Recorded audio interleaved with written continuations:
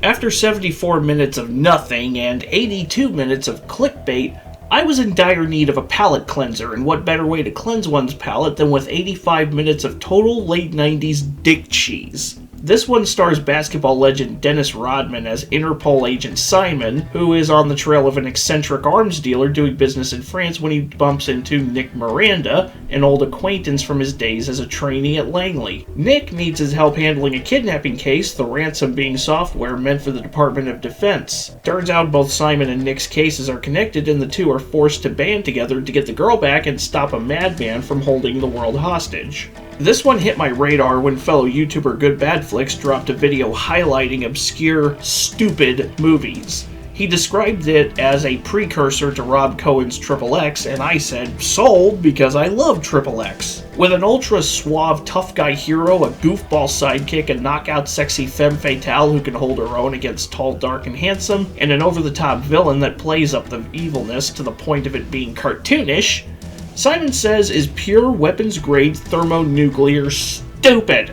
Farting in a bathtub, laughing your ass off, stupid. You went full retard, man. Never go full retard.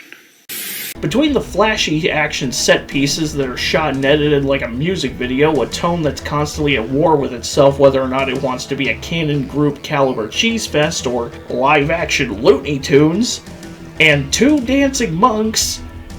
Yes, this movie features dancing monks. This is the kind of movie you put on when you come home from a long, hard day at work, you don't feel like thinking too hard, you just want to kick back with a burger and a big gulp and embrace the stupid. Then again, it's impossible to take a movie seriously when it asks you, with a straight face, to buy Dennis Rodman as a secret agent capable of any level of undercover work. Between his 6'7" build, his colorful hair, and the fact that he looks like he had a close encounter with Kevin McAllister's staple gun, the guy sticks out like Dana White at a wig convention. But we're supposed to buy him as Joe Cool, which is the exact opposite of Nick Miranda, who is played by, of all people, Dane Cook.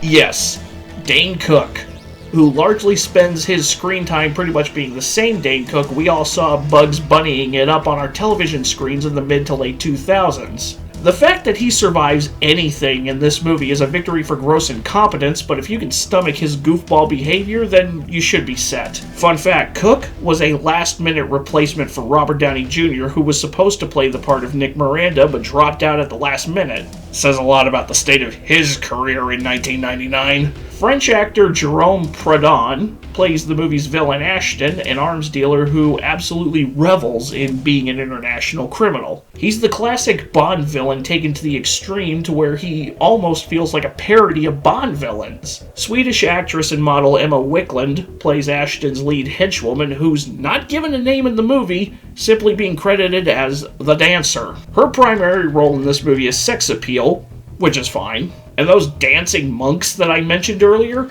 Well, they're Simon's tech guys, Macro and Micro, played respectively by the late Ricky Harris of Everybody Hates Chris fame, and the late stand-up comedian John Panette. Their roles are to provide tech support and to constantly be at war with Dane Cook over who gets to be the comic relief. If you feel like checking this movie out for yourself, at the time of this recording, it's available for streaming for free on Tubi, so at worst, you'll lose 85 minutes of your life and a handful of brain cells watching some vintage 90s cheese.